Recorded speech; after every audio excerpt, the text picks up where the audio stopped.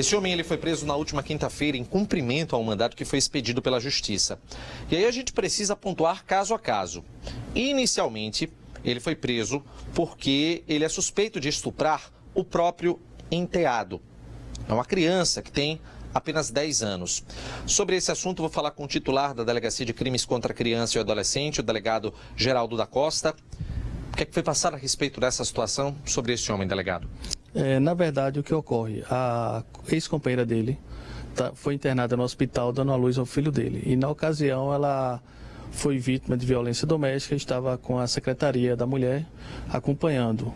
A Secretaria entrou em contato com o DPCA e apresentou essa mulher, onde ela registrou o boletim de ocorrência que esse filho dela, que morava com a avó, fora do terreiro, quando ia visitar a mãe no terreiro, relatou, na certa ocasião, que o padrasto encostava o pênis nele e tocava no bumbum dele. Esse homem apontado pela polícia como autor dos abusos, ele é líder de um terreiro de matriz africana. Esse terreiro ele fica localizado na zona norte, aqui da capital pernambucana. E aí, nesse local, de acordo com a polícia, esse homem, ele morava com 15 pessoas, como a esposa, outras pessoas também ligadas à religião. E aí, entre essas pessoas, 2 crianças, uma delas, esse enteado, elas foram vítimas de abusos cometidos no local. Além desse menino, uma outra de 15 anos, vítima de estupro de vulnerável, que já dá para subentender que esse crime ele aconteceu antes. E além disso, outras 2 adolescentes de 16 e 17 anos, elas foram vítimas de um outro crime, que é a chamada a posse sexual mediante fraude. Eu queria que o delegado explicasse do que se trata e como que isso aconteceu. Bem, na verdade, essas adolescentes, ao tomar conhecimento de que a ex-companheira denunciou, fugiram do terreiro, foram embora do terreiro, procuraram a delegacia e relataram que ele baixava entidades e diziam que dizia que elas estavam precisando de banho de desenvolvimento, um banho espiritual. E durante esse banho ele tocava nos seios, no bumbum das adolescentes e, segundo elas, ele chegava a ficar excitado.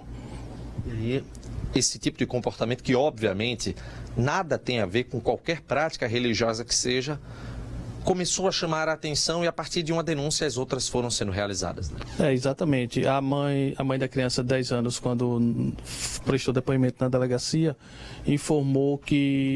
prestou declarações, na verdade, informou que, numa certa ocasião, percebeu que ele estava vendo vídeos pornográficos com essa criança de 5 anos que morava com a outra adulta, a mãe dela, no terreiro.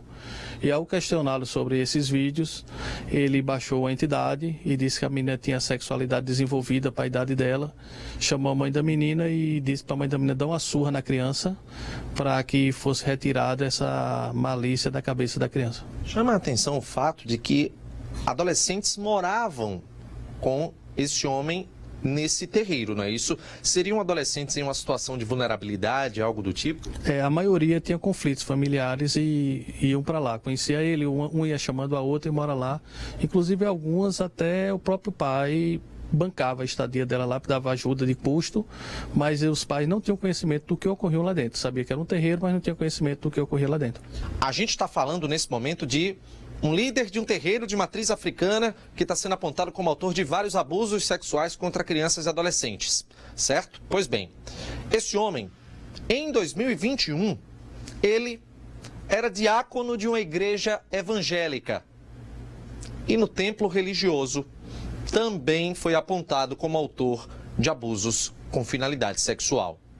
Ou seja, delegado, ele se utilizava de ocupações que ele tinha dentro de templos religiosos para a prática desses crimes, não é? Exatamente. No ano de 2021, ele foi indiciado pelo DPCA em 2 crimes de estupro de vulnerável, onde na igreja evangélica, onde ele era líder do grupo de jovens, ele pediu para falar com um adolescente de 12 anos e nessa conversa ele abraçou, tocou nos seios dela, no bumbum, e a partir dessa denúncia surgiu uma outra criança de 10 anos que também teria sido tocada por ele. Ele foi indiciado e posteriormente virou esse líder de religião de matriz africana e agora surgiram essas novas acusações no âmbito dessa nova religião dele. Vai ser indiciado, obviamente, no DPCA por estupro de vulnerável e posse sexual mediante fraude, o que vai se somar na justiça aos 2 inquéritos de estupro de vulnerável que ele já tem. Ele já está no sistema prisional? Já está preso. Agora sim, eu gostaria de chamar a atenção que nenhuma religião aqui está sendo apontada como acusada. É uma pessoa que utiliza da religião, da fé alheia, para poder cometer crimes. Perfeito, delegado, é exatamente isso. Muito obrigado aqui pela sua participação. É claro que, de maneira alguma, a gente vai generalizar. Não se pode aqui marginalizar qualquer tipo de religião. Muito pelo contrário. Religião de matriz africana, as pessoas que são da igreja evangélica, jamais fazer qualquer tipo de generalização em relação a isso. Muito pelo contrário. Essas pessoas acabam sendo vítimas, né, de criminosos que tentam se aproveitar da religião para a prática dos crimes.